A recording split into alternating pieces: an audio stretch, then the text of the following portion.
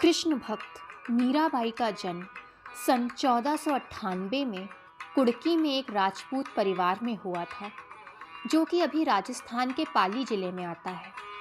मीराबाई के पिता का नाम राठौड़ रतन सिंह था। मीराबाई के पिता राठौड़ रतन सिंह मेड़ता के महाराजा के छोटे भाई थे।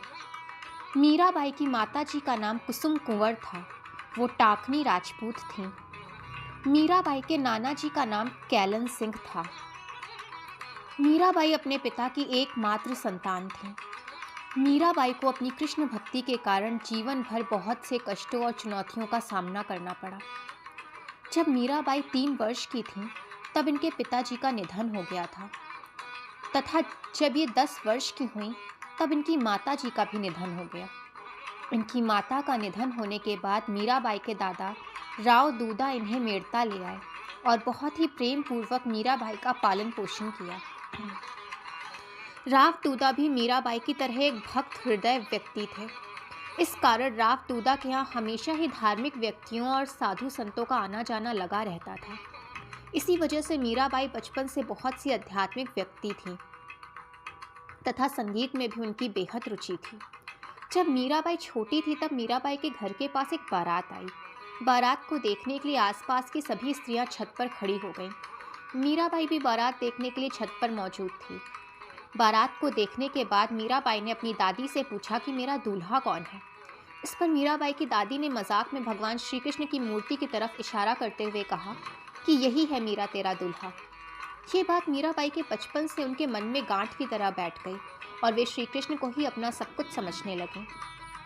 मीराबाई बचपन से ही संगीत में बेहद रुचि रखती थी। इसी कारण उन्हें बचपन में ही प्रसिद्धि मिलने लगी। इस समय मेवाड़ के महाराजा राणा संग्राम सिंह या राणा सांग थे। राणा सांगा एक बहुत ही वीर राजपूत योद्धा थे। राणा सांगा के शरीर पर 80 जख्मों के निशान थे।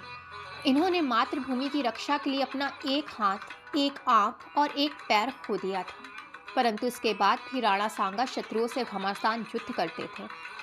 मीराबाई के गुणों तथा प्रतिभा की बात मेवाड़ के महाराजा राणा संग्राम सिंह तक भी पहुंची और राणा सांगा ने देर न करते हुए मीराबाई के लिए अपने बड़े बेटे भोजराज का विवाह का प्रस्ताव भेज दिया। मीराबाई के परिवार ने तो ये रिश्ता तुरंत स्वीकार कर लिया, पर इस विवाह के लिए मीराबाई बिल्कुल राजी नहीं थी। परंतु परिवार वालों के अत्यधिक दबाव के कारण मीराबाई को तैयार होना पड़ा। अपनी विदाई के समय मीराबाई फूट फूट कर रोने लगी तथा अपने साथ भगवान श्री कृष्ण की वो मूर्ति ले गईं, जिसे उनकी दादी ने उन्हें उनका दूल्हा बताकर उन्हें दिया था। मीराबाई के पति भोजराज बहुत ही समझदार व्यक्ति थे और वे मीराबाई का बेहद ध्यान रखते थे। भोजराज खुद भी एक शिव भक्त थे। इसी कारण वो मीराबाई की भक्ति का भी बहुत सम्मान करते थे और मीराबाई की भक्ति के लिए अपना आदर बताने के लिए भोजराज ने चित्तौड़गढ़ में गिरधर गोपाल का मंदिर भी बनवाया और आज भी ये मंदिर वहाँ स्थित है। दुर्भाग्य से विवाह के 7 वर्ष बाद ही मीराबाई के पति भोजराज का निधन हो गया और यहीं से मीराबाई का जीवन पूरी तरह बदल गया। पति की मृत्यु के बाद ससुराल में मीराबाई को प्रताड़ित किया जाने लगा। सन 1527 ईस्वी में बाबर और राणा सांगा के मध्य एक भीषण युद्ध हुआ, जिसमें मीराबाई के पति रतन सिंह मारे गए और लगभग इसी समय ससुर राणा सांगा की भी मृत्यु हो गई।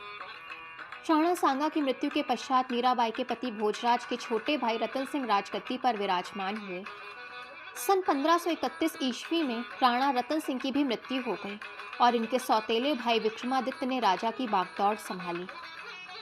राजगद्दी संभालने के बाद विक्रमादित्य ने मीराबाई को बहुत अधिक कष्ट दिए। विक्रमादित्य को मीराबाई का साधु संतों के साथ उठना बैठना बिल्कुल पसंद नहीं था।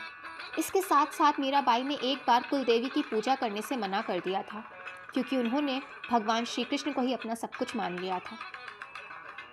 इन सब कारणों से विक्रमादित्य मीराबाई से बेहद नाराज रहने लगे और 2 बार मीराबाई को मारने का प्रयास भी किया। पहली बार में मीराबाई को मारने के लिए एक फूल की टोकरी के अंदर सर्प रखकर भेजा गया और दूसरे प्रयास में मीराबाई को विष का प्याला दिया गया, मगर दोनों ही प्रयासों में मीराबाई का बाल भी बाका नहीं हुआ। इस अत्याचार के बाद मीराबाई अपने ससुराल चित्तौड़ को छोड़ अपने मायके मेड़ता आ गई। मीराबाई के मेड़ता आ जाने के बाद से चित्तौड़ में अकाल पड़ने लगा। सन 1534 ईस्वी में गुजरात के आक्रमणकारी बहादुर शाह ने चित्तौड़ पर अधिकार कर लिया तथा विक्रमादित्य मारे गए तथा 13 सहस्त्र महिलाओं ने जौहर किया। इसके बाद महाराजा उदय सिंह राजगद्दी पर विराजमान हुए। चित्तौड़ पर एक के बाद एक समस्या आने के कारण उन्होंने एक ब्राह्मण देवता से सलाह ली। तब वहाँ के वो एक ब्राह्मण देवता ने उदय सिंह से कहा कि मीराबाई को चित्तौड़ वापस बुलाना होगा, तभी चित्तौड़ का कल्याण होगा। चित्तौड़ के राज परिवार ने इस पर मंथन किया और उन्हीं ब्राह्मण देवता से मीराबाई को वापस लाने का निवेदन किया। महाराजा उदय सिंह के आदेश पर ब्राह्मण देवता मेड़ता पहुंचे, परंतु ब्राह्मण देवता के मेड़ता पहुंचने के कुछ दिन पहले ही मीराबाई पुष्कर चली गई थी। फिर उसके बाद मीराबाई वृंदावन होते हुए द्वारका पहुंची। ब्राह्मण देवता भी मीराबाई को चित्तौड़ वापस लाने के लिए द्वारका पहुंच गए। ब्राह्मण ने मीराबाई को हर तरह से मनाने का प्रयत्न किया और उनसे चित्तौड़ वापस चलने का निवेदन किया। ब्राह्मण देवता को विनम्रतापूर्वक उत्तर देते हुए मीराबाई ने कहा कि मैं ऐसे ही नहीं चल सकती, इसके लिए मुझे अपने गिरधर गोपाल की आज्ञा लेनी होगी। उस समय द्वारका में कृष्ण जन्माष्टमी के आयोजन की तैयारियां चल रही थी। उस दिन भगवान कृष्ण का उत्सव चल रहा था। सभी भक्तगण भगवान कृष्ण के भजन में मग्न थे। इसी के बीच मीराबाई ने श्री रणछोड़ राय जी के मंदिर के गर्भगृह में प्रवेश किया और मंदिर के कपाट को उन्होंने अंदर से बंद कर दिया। जब द्वार खोले गए तो देखा कि मीराबाई वहाँ नहीं थी। उनका चीर मूर्ति के चारों ओर लिपटा हुआ था और भगवान कृष्ण की मूर्ति अत्यंत प्रकाशित हो रही थी। ऐसा माना जाता है कि मीराबाई मूर्ति में ही समा गई। मीराबाई का शरीर कभी नहीं मिला। मीराबाई की मृत्यु के संबंध में एक और तथ्य प्रचलित है, जिसके अनुसार जब मीराबाई ब्राह्मण देवता से आज्ञा लेकर द्वारकाधीश के गोमती घाट पर पहुंची तो वहां पहुंचने के बाद मीराबाई ने भगवान कृष्ण के मंदिर में दर्शन किया और दर्शन के बाद मीराबाई अपने दोनों हाथों को जोड़कर भगवान कृष्ण का ध्यान करते हुए जलमग्न हो गई। कुछ लोगों ने मीराबाई के पल्लू को पकड़कर उन्हें खींचने की कोशिश की, पर इतनी ही देर में मीराबाई जलमग्न हो गई। मीराबाई की मृत्यु इन दोनों में से किसी भी प्रकार से हुई हो, मगर इस बात से कोई इनकार नहीं कर सकता कि भगवान कृष्ण के लिए उनके मन में कितना प्रेम और आदर था, भले इसके लिए उन्हें जीवन भर कितना ही कष्ट क्यों न सहना पड़ा हो। मीराबाई का वो पल्लू या चीर आज भी द्वारकाधीश की मूर्ति के पास रखा हुआ है। मीराबाई को एक स्त्री होने के कारण, विधवा होने के कारण तथा चित्तौड़ के राज परिवार की कुल वधू होने के कारण जितना अन्याय सहना पड़ा, उतना शायद ही किसी अन्य भक्त को अपनी भक्ति में सहना पड़ा होगा। महाराणा प्रताप के पिता महाराज उदय सिंह थे और मीराबाई उदय सिंह के बड़े भाई भोजराज की पत्नी थी। इस प्रकार मीराबाई रिश्ते में महाराणा प्रताप की बड़ी माँ या ताई लगती थी। एक बार जब महाराणा प्रताप अपने प्रियजनों की मृत्यु के कारण युद्ध से विरक्त हो गए थे तो मीराबाई ने उन्हें अपने कर्तव्य पथ की ओर मोड़ा तथा उन्हें हौसले और मानसिक संबल प्रदान किए।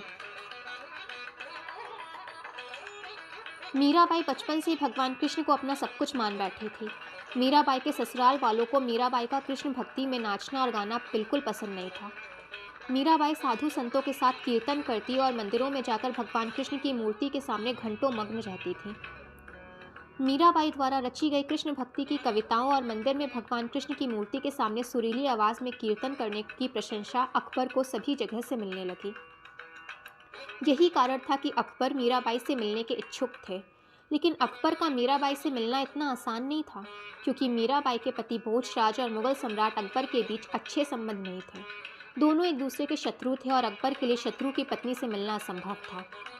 लेकिन फिर अकबर ने यह फैसला किया कि वो मीराबाई से एक शहंशाह के भेस में नहीं, बल्कि एक आम इंसान के रूप में मिलेंगे।